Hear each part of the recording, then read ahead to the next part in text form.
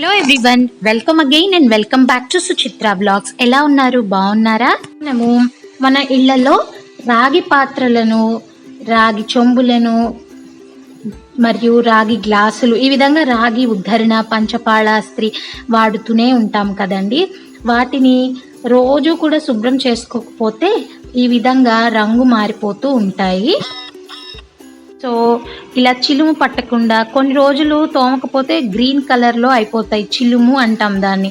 అలా చిలుము పట్టకుండా ఉండాలి అంటే చింతపండు మీరు మామూలుగా గుజ్జు తీసి పక్కన పెడతారు కదా, కాస్త ఉప్పు చింతపండు కలిపి రుద్దచ్చు. ఇప్పుడు మీరు అడగచ్చు ఎటువంటి ఉప్పు సుచిత్ర అని. నార్మల్గా మీరు వాడేటువంటి వంటకి ఉప్పు, రాక్ సాల్ట్ కానీ టేబుల్ సాల్ట్ ఏదైనా వాడచ్చు. లేదా ఈ వీడియోలో నేను చూపిస్తున్నాను, నిమ్మకాయ ఒకటి తీసుకుని దాన్ని నేను నిమ్మ చెక్కల్ని ఉప్పులో ముంచి రుద్దుతున్నాను. అంతే, 2 minutesలో మనకి క్లీన్ అయిపోయింది. ఈ విధంగా మీ పూజ సామాగ్రి కానీ, దేవుడి సామాన్లు కానీ, పాత్రలు కానీ క్లీన్ చేసుకోవచ్చు. చూసారు కదా ఎంత చక్కగా తెల్లగా వచ్చిందో.